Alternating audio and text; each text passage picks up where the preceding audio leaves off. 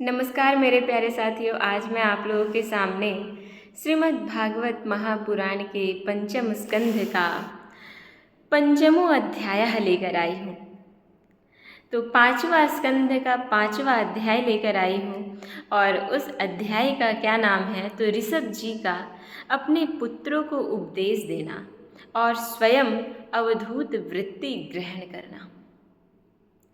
मेरे प्यारे मित्रों, अवधूत वृत्ति क्या होता है, ये किस प्रकार का व्यवहार है, हम लोग इस अध्याय के माध्यम से जानने का प्रयास करेंगे। और उससे पूर्व मैं बता देना चाहती हूँ कि जो ये ऋषभ जी हैं वो कौन है। आप लोग अगर इससे पूर्व के अध्याय को आप लोगों ने सुना होगा तो आप जान रहे होंगे, लेकिन जो लोग नहीं सुने हैं उनको भी मैं बता देना चाहती हूँ कि ये ऋषभ जी जो हैं, ऋषभ देव जी हैं जो, वो इनके पिताजी का नाम नाभि था। नाभि के ज्येष्ठ श्रेष्ठ पुत्रों में से ये एक थे और बड़े भी थे, बहुत ही विद्वान पुरुष थे। वैसे नाभि के सारे पुत्र बहुत विद्वान थे, लेकिन ये बड़े थे इसलिए भी इनको ज़्यादा तवज्जो दिया गया, इनका राज्याभिषेक कराया गया। ये काफ़ी समय तक शासन भी किए। अब जो है वो ऋषभ जी का जो है वो शासन काल समाप्त हो गया है और इस अध्याय में वो अपने पुत्रों को उपदेश दे रहे हैं, समझा रहे हैं राज व्यवस्था को कैसे चलाना है, कैसे नीति नियमों को संचालन करना है, कैसे दूसरे देशों पे अपना अधिकार जमाना, इत्यादि इत्यादि उपदेश। और उपदेश में क्या होता है कि लक्ष्मी आने पे उसमें मद में नहीं चूर हो जाना है, घमंड नहीं दिखाना है, दिन रात आपको उसी में नहीं लगे रहना है, आपको जो है वो हमेशा प्रजा को किस प्रकार से सुख पहुंचाना है, इन सभी चीज़ों को राजा को विशेष ध्यान देना होता है। तो यही सब उपदेश जो है वो राजा ऋषभ अपने पुत्रों को देंगे और इस अध्याय के माध्यम से हम लोग जानेंगे कि एक पिता राजा होने के नाते से किस प्रकार से उपदेश देते हैं। तो श्री ऋषभ देव जी ने कहा, क्या कहा? पुत्रों, इस मर्त्य लोक में यह मनुष्य शरीर दुखमयी विषय भोग प्राप्त करने के लिए ही नहीं है। ये जो हमारा जो मर्त्य शरीर, ये जो मर्त्य लोक में जो मनुष्य शरीर है, ये शरीर सिर्फ विषय भोग के लिए नहीं है। इस शरीर का कुछ और भी उद्देश्य है। ये शरीर जो है इसका मुख्य उद्देश्य है कुछ, है ना। ये भोग तो विष्ठा भोजी सुकर कुकर आदि को भी मिलते ही हैं। ये जो हम लोग भोग रहे हैं, ये मनुष्य तो भोगता ही है, लेकिन इसके अतिरिक्त सभी कुकर, बिल्ली, जीव जंतु सभी भोगते हैं। तो हम में कुछ भिन्नता तो होनी चाहिए ना। मुझे इतनी श्रेष्ठ योनि मिली है, मुझे मनुष्य की कैटेगरी में भगवान ने जन्म दिलवाया है, तो हमारा तो कुछ कर्तव्य बनता है ना। नहीं तो हम दिन भर भोग इत्यादि में लिप्त रहें तो हमारा भी गिनती तो वो शुकर कुकर इत्यादि में होने लग जाएगा। यही इनका कहना है। इस शरीर से दिव्य तप ही करना चाहिए, है ना। नहीं तो क्या होगा, जो भोग इत्यादि में जो लगे रहेंगे उनकी गिनती शुकर कुकर इत्यादि में होने लग जाएगी। यह शरीर का मुख्य उद्देश्य है कि आप दिव्य रूप से तप करें, जिससे अंतःकरण शुद्ध हो जाए, जिससे आपका मन, आपका चित्त, आपका मस्तिष्क निर्मल हो जाए। और वो कैसे होगा? तो तप करने से। वो तप में क्या करना है? तो विद्या अर्जन करना है, शास्त्रों का अध्ययन करना है, चीज़ों को जानना है, तत्वज्ञ बनना है, समझ लेना। तभी जो है वो आपका यह शरीर, आपका यह मन, आपका यह तन संपूर्ण रूप से निर्मल हो पाएगा। क्योंकि इसी से अनंत ब्रह्मानंद की प्राप्ति होती है। और ब्रह्मानंद की प्राप्ति तभी होगी जब आपका मन पवित्र होगा। शास्त्रों ने महापुरुषों की सेवा को मुक्ति का और स्त्री संगी कामियों के संग को नरक का द्वार बतलाया है। हमारा जो शास्त्र है वो कहता है कि जो मनुष्य शास्त्रों ने ये बताया है कि जो मनुष्य महापुरुषों की सेवा करता है उससे जो है वो उन पुरुषों को मुक्ति मिल जाती है, और जो पुरुष स्त्री संग में रहता है वो नरक का द्वार को खोलने का प्रयास करता है और वो नरक में जाता है, अर्थात अधोगति को प्राप्त हो जाता है। महापुरुष वे ही हैं जो समान चित्त, अर्थात सभी के साथ उनका समान व्यवहार रहता हो, परम शांत रहता हो, जो क्रोधहीन रहता हो और सबके हित चिंतक भी हो, उसे महापुरुष कहा जाता है।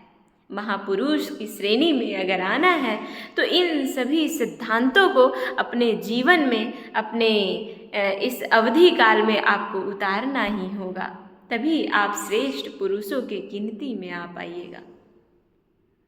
अथवा मुझ परमात्मा के प्रेम को ही जो एकमात्र पुरुषार्थ मानते हो, केवल विषयों की ही चर्चा करने वाले लोगों में तथा स्त्री, पुत्र और धन आदि सामग्रियों से संपन्न घरों में जिनकी अरुचि हो, और जो लौकिक कार्यों में केवल शरीर निर्वाह के लिए ही प्रवृत्त होते हो, मनुष्य अवश्य प्रमादवश कुकर्म करने लगता है। उसकी वह प्रवृत्ति इंद्रियों को तृप्त करने के लिए ही होती है। मैं इसे अच्छा नहीं समझता, क्योंकि इसी के कारण आत्मा को यह असत और दुखदायक शरीर प्राप्त हो जाती है। इस प्रकार से जो है वो ऋषभ देव अपने 100 पुत्रों को उपदेश कर रहे हैं, और क्या कह रहे हैं सुनिए। यह संपूर्ण अध्याय उन्हीं की वाणी में समाप्त होगा। जब तक जीव को आत्म तत्व की जिज्ञासा नहीं होती, जीव अर्थात हम सब आ जाते हैं, जब तक मनुष्य को आत्म तत्व की जिज्ञासा नहीं होती, जानने की इच्छा नहीं होती, तभी तक अज्ञानवश देह आदि के द्वारा उसका स्वरूप छिपा रहता है, और तभी तक जो है वो अज्ञान के कारण वो देह आदि का देह आदि के द्वारा उसका जो मुख्य, जो मूल स्वरूप होता है वो छिपा रहता है अज्ञान के कारण। और वो अज्ञान कैसे होता है? तो इस संसार में बस लगे रहना, कौन क्या कर रहा है, कौन क्या खा रहा है, कौन क्या पहन रहा है, कौन कैसे रह रहा है, कौन कितने बड़े घर में रह रहा है, उसका पुत्र ये है, उसका पुत्र वो है, इत्यादि। दिन भर इन्हीं चीज़ों में जो लगे रहते हैं वो अज्ञान की ओर बढ़ रहे हैं। और जो हमेशा तत्वज्ञ बनने की जो इच्छा रखते हैं, जो जिज्ञासा रहते हैं, वो अपने मुख्य जो मूल स्वरूप होता है उसको वो पहचानते भी हैं। जब तक यह लौकिक वैदिक कर्मों में फंसा रहता है, तब तक मन में कर्म की वासनाएं भी बनी ही रहती है, और इन्हीं से देह बंध की प्राप्ति होती है। और इसी के कारण मनुष्य बार बार जो है वो शरीर को धारण करता है, कभी मनुष्य तो कभी चींटी, तो कभी कुत्ता, तो कभी सुकर, तो कभी क्या। वो कर्मों के अनुसार से वो शरीर को धारण करते रहता है। इस प्रकार अविद्या के द्वारा आत्मस्वरूप के ढक जाने से कर्म वासनाओं के वशीभूत हुआ चित्त मनुष्य को फिर कर्मों में ही प्रवृत्त करता है। अतः जब तक उसको मुझ वासुदेव में प्रीति नहीं होती, तब तक वह देह बंधन से छूट नहीं सकता। स्वार्थ में पागल जीव जब तक विवेक दृष्टि का आश्रय लेकर इंद्रियों की चेष्टाओं को मिथ्या नहीं देखता, तब तक आत्मस्वरूप की स्मृति खो बैठने के कारण वह अज्ञानवश विषय प्रधान गृह आदि में आसक्त रहता है और तरह तरह के क्लेश को उठाता रहता है। स्त्री और पुरुष इन दोनों का जो परस्पर दाम्पत्य भाव है, इसी को पंडित जन उनके हृदय की दूसरी स्थूल एवं दुर्भेद्य ग्रंथि कहते हैं। देहाभिमान रूपी एक एक सूक्ष्म ग्रंथि तो उनमें अलग अलग पहले से ही है। इसी के कारण जीव को देह इंद्रिया आदि के अतिरिक्त घर, खेत, पुत्र, स्वजन और धन आदि में भी मैं और मेरेपन का मोह हो जाता है। जिस समय कर्म वासनाओं के कारण पड़ी हुई इसकी यह दृढ़ हृदय ग्रंथि ढीली हो जाती है, उसी समय यह दाम्पत्य भाव से निवृत्त हो जाता है और संसार के हेतुभूत अहंकार को त्याग कर सब प्रकार के बंधनों से मुक्त हो जाता है और परम पद को प्राप्त हो जाता है। पुत्रों, संसार सागर से पार होने में कुशल तथा धैर्य, उद्यम एवं सत्व गुण विशिष्ट पुरुष को चाहिए कि सबके आत्मा और गुरु स्वरूप मुझ भगवान में भक्ति भाव रखने से, मेरे परायण रहने से, तृष्णा के त्याग से, सुख दुख आदि द्वंद्वों के सहने से जीव को सभी योनियों में दुख ही उठाना पड़ता है। और यह आप अपने जीवन में भी महसूस कर रहे होंगे कि एक दुख जाता है और दूसरा आता है। इस विचार से, तत्व जिज्ञासा से, तप से, सकाम कर्म के त्याग से, मेरे ही लिए कर्म करने से, मेरी कथाओं का नित्य प्रति श्रवण करने से, मेरे भक्तों के संग और मेरे गुणों के कीर्तन से, वैर त्याग से, समता से, शांति से और शरीर तथा घर आदि में मैं मेरेपन के भाव को त्यागने की इच्छा से, अध्यात्म शास्त्र के अनुशीलन से, एकांत सेवन से, प्राण, इंद्रिय और मन के संयम से, शास्त्र और सत्पुरुषों के वचन में यथार्थ बुद्धि रखने से, पूर्ण ब्रह्मचर्य से, कर्तव्य कर्मों में निरंतर सावधान रहने से, वाणी के संयम से, सर्वत्र मेरी ही सत्ता देखने से, अनुभव ज्ञान सहित तत्व विचार से और योग साधना से अहंकार रूप अपने लिंग शरीर को लीन कर दे। मनुष्य को चाहिए कि वह सावधान रहकर अविद्या से प्राप्त इस हृदय ग्रंथि रूप बंधन को शास्त्रोक्त रीति से इन साधनों के द्वारा भली भांति काट डाले, क्योंकि यही कर्म संस्कारों के रहने का स्थान है। तदंतर साधन का परित्याग कर दे। जितने भी साधन हैं, जितने भी मार्ग हैं इस जीवन संसार में लिप्त होने के, उनको धीरे धीरे आप त्याग दे। तभी जो है वो आप एक अपने स्वरूप को, अपने रूप को जानने में सक्षम हो पाएंगे। अन्यथा कभी नहीं। आप जीवन भर आप बार बार जन्म लेते रहिएगा, फिर भी ये चीज़ जो है वो नष्ट नहीं हो पाएगा। जिसको मेरे लोक की इच्छा हो अथवा जो मेरे अनुग्रह की प्राप्ति को ही परम पुरुषार्थ मानता हो, वह राजा हो तो अपनी अबोध प्रजा को, गुरु अपने शिष्यों को और पिता अपने पुत्रों को ऐसी ही शिक्षा दे।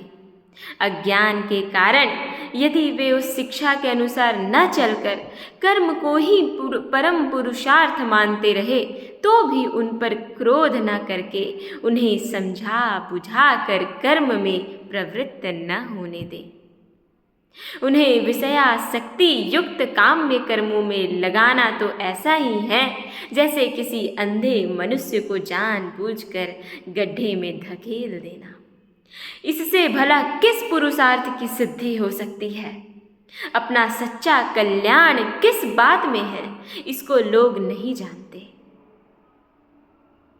इसी से वे तरह तरह की भोग कामनाओं में फंसकर तुच्छ क्षणिक सुख के लिए आपस में वैर कर बैठते हैं और निरंतर विषयी भोगों के लिए ही प्रयत्न करते रहते हैं। वे मूर्ख इस बात पर कुछ भी विचार नहीं करते कि इस वैर विरोध के कारण नरक आदि अनंत घोर दुखों की प्राप्ति ही होगी। गड्ढे में गिरने के लिए उल्टे रास्ते से जाते हुए मनुष्य को जैसा आँख वाला पुरुष उधर नहीं जाने देता, वैसे ही अज्ञानी मनुष्य को अविद्या में फंसकर दुखों की ओर जाते देखकर कौन ऐसा दयालु और ज्ञानी पुरुष होगा जो जानबूझकर भी उसे उसी राह पर जाने दे या जाने के लिए प्रेरणा करे? कभी नहीं करेगा वैसा। अब मैं इतना पढ़ रही हूँ तो क्या मैं पढ़ने के बाद ऐसा कभी मैं लोगों को शिक्षा दूंगी कि आपकी जितनी इच्छाएं हैं, जितनी वासनाएं हैं, ये यही जीवन है, आप इसी में सारा चीज़ को पूर्ण कर लें, मैं ऐसा बोलूँगी कभी नहीं। क्योंकि मुझे पता है कि मनुष्य जितना विषयों की ओर जाएगा, जितना जाएगा, जितनी कामनाओं की पूर्ति के लिए वो बढ़ेगा, ललायित होगा, वो उतना ही गर्त में जाएगा। इसलिए मैं उसे विषय भोग में, अपनी इच्छाओं में, अपनी कामनाओं के लिए कहेंगे कि कम से कम इच्छा हो, कम से कम विषय भोगों का आस्वादन करें, कम से कम चीज़ों को प्रयोग करें, ताकि आपका जो है वो उन सभी चीज़ों से आपका मन हटा रहे। जो अपने प्रिय संबंधी को भगवत भक्ति का उपदेश देकर मृत्यु की फांसी से नहीं छुड़ाता, वह गुरु गुरु नहीं होता, वह स्वजन स्वजन नहीं होता, और वह पिता पिता नहीं होता, माता माता नहीं होती, इष्ट देव नहीं होता, और पति पति नहीं होता। जो लोग भगवत भक्ति की चर्चा नहीं करते, भगवत भक्ति का उपदेश नहीं करते, वो गुरु गुरु नहीं हो सकता।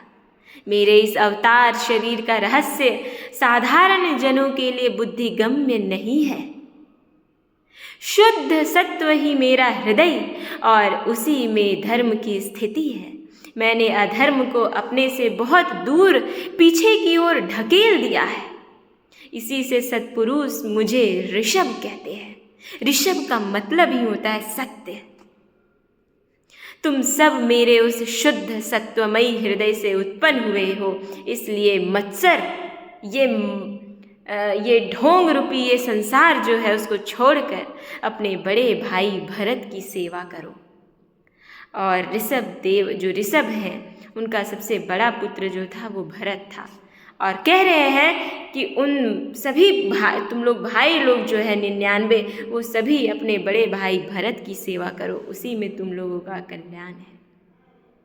उसकी सेवा करना मेरी ही सेवा करना है, क्योंकि जो घर के बड़े होते हैं भाइयों बहनों में, वो पिता तुल्य होते हैं, वो पेरेंट्स के जैसे होते हैं। वही पिता है, वही माता है, क्योंकि माता पिता तो हमारे जीवन के अंत तक नहीं रहते, इसलिए माता पिता के रूप में हमारे घर के बड़े भाई ही होते हैं या बड़ी बहन ही होती है।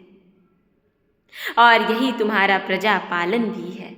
अन्य सब भूतों की अपेक्षा वृक्ष अत्यंत श्रेष्ठ है, उनसे चलने वाले जीव श्रेष्ठ है, और उनमें भी कीट आदि की अपेक्षा ज्ञान युक्त पशु आदि श्रेष्ठ है। पशुओं से मनुष्य श्रेष्ठ है, मनुष्यों से प्रमथ गण श्रेष्ठ है, और प्रमथों से गंधर्व श्रेष्ठ है, और गंधर्वों से सिद्ध लोग श्रेष्ठ हैं, और सिद्धों से देवताओं के अनुयायी किन्नर आदि श्रेष्ठ हैं। उनसे भी श्रेष्ठ असुर हैं, और असुरों से भी श्रेष्ठ देवता हैं, और देवताओं से भी श्रेष्ठ इंद्र को बताया गया है, और इंद्र से भी श्रेष्ठ ब्रह्मा जी हैं, क्योंकि ब्रह्मा जी के पुत्र दक्ष आदि प्रजापति श्रेष्ठ हैं, और ब्रह्मा जी के पुत्रों में रुद्र सबसे श्रेष्ठ है। वे ब्रह्मा जी से उत्पन्न हुए हैं, इसलिए ब्रह्मा जी उनसे श्रेष्ठ हैं। वे भी मुझसे उत्पन्न हैं। कौन ये कह रहे? भगवान श्री हरि कह रहे कि वे भी मुझसे उत्पन्न हैं, मेरी उपासना करते हैं, इसलिए मैं उनसे भी श्रेष्ठ हूँ। परंतु ब्राह्मण मुझसे भी श्रेष्ठ है, क्योंकि मैं उन्हें पूज्य मानता हूँ। इस संसार में जो ब्राह्मण वर्ग के लोग हैं वो भगवान से भी श्रेष्ठ है। ऐसा मैं नहीं, ऐसा स्वयं भगवान श्री हरि कह रहे हैं। सभा में उपस्थित ब्राह्मणों को लक्ष्य करके कहा, विप्रगण, दूसरे किसी भी प्राणी को मैं ब्राह्मणों के समान भी नहीं समझता, फिर उनसे अधिक तो मान ही कैसे सकता हूँ। लोग श्रद्धा पूर्वक ब्राह्मणों के मुख में जो अन्न आदि आहुति डालते हैं उसे मैं जैसी प्रसन्नता से ग्रहण करता हूँ, वैसी अग्निहोत्र में होम की हुई सामग्री को स्वीकार नहीं करता हूँ, क्योंकि वहाँ पे भी कर्ता को ये लगता है कि ये मैं आहुति दे रहा हूँ।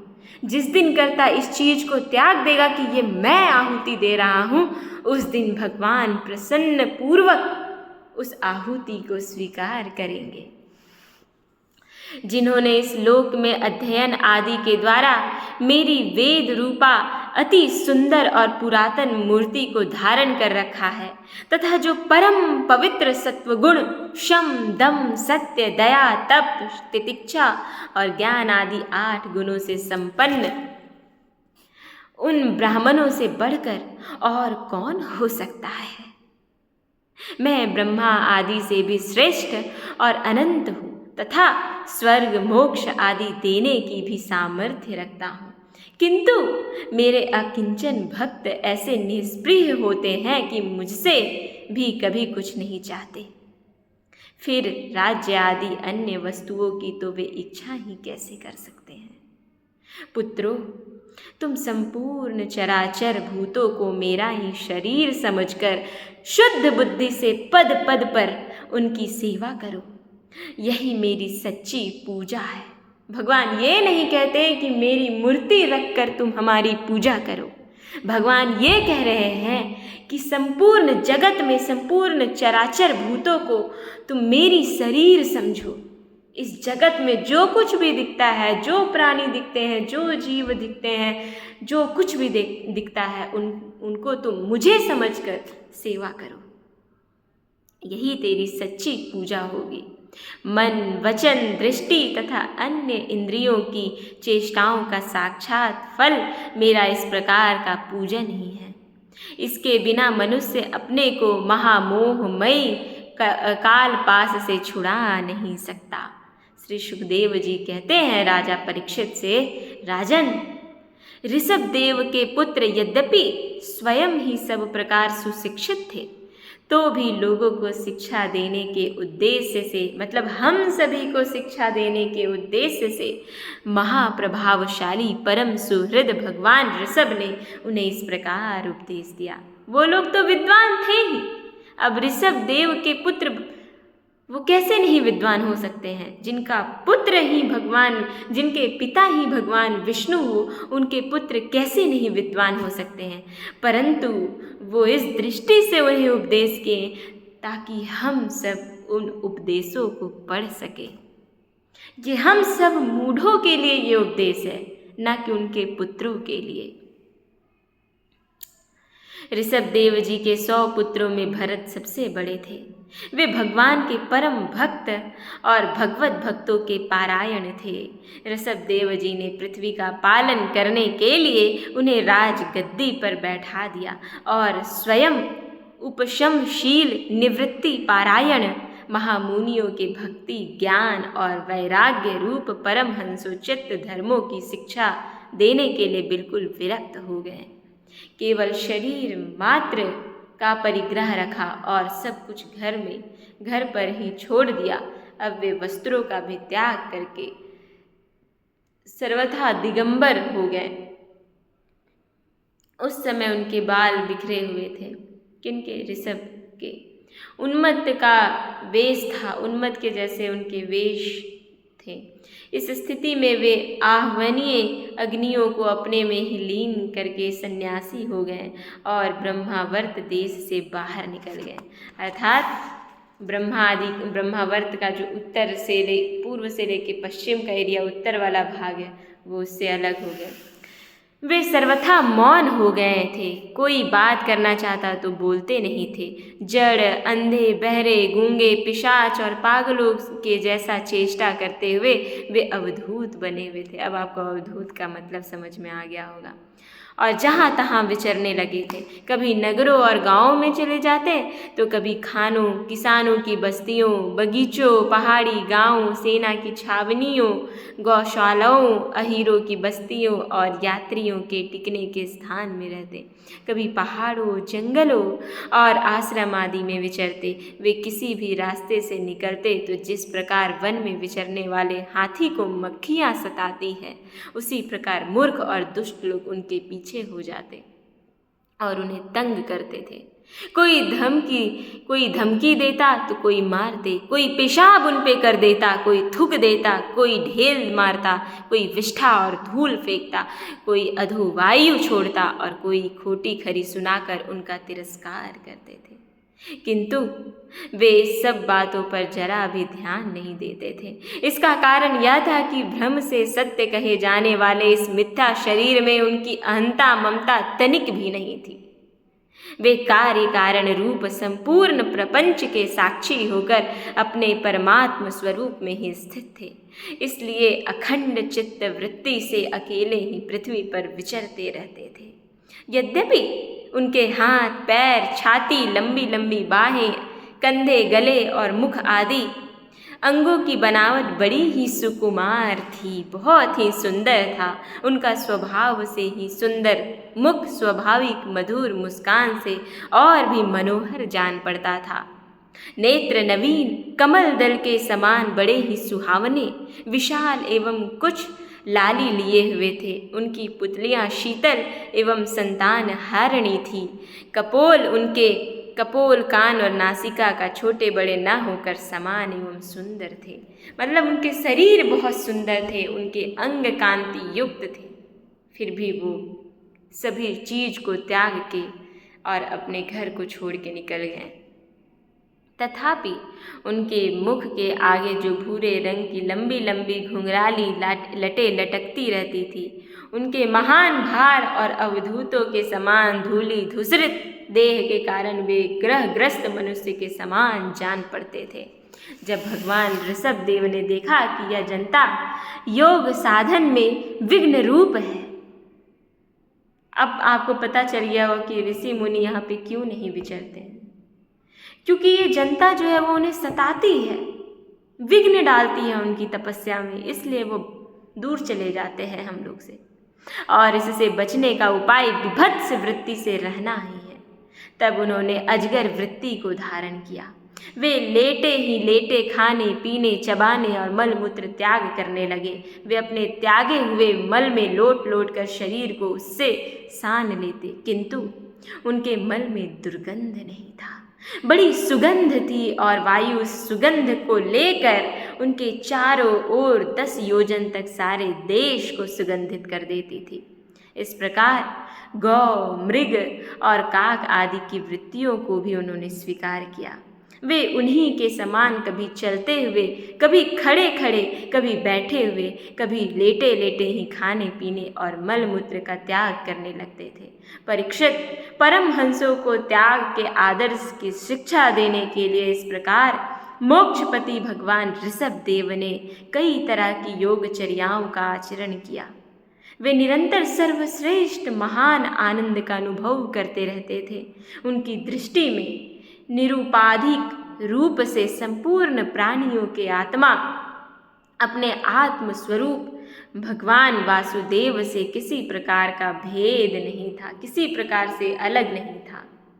उनके पास आकाश गमन, मनोजवित्व, अंतर्धान, परकाय प्रवेश, दूर की बातें सुन लेना और दूर के दृश्य देख लेना आदि सब प्रकार की सिद्धियां अपने आप ही सेवा करने के लिए आ गई, परंतु उन्होंने उनका मन से आदर या ग्रहण नहीं किया, क्योंकि वो अगर ग्रहण करते तो फिर से मोह इत्यादि होती। इसलिए ये अध्याय यहीं पे समाप्त हो गया मेरे प्यारे मित्रों। अगला अध्याय को हम लोग जानेंगे कि अगला अध्याय में क्या होता है। इन कहानियों से आप भी प्रेरणा लें, अपने जीवन को सुधारें। मैं आपसे यही विनती करूँगी। नमो नमः। नमः संस्कृताय। ओम नमो भगवते वासुदेवाय नमः। ओम।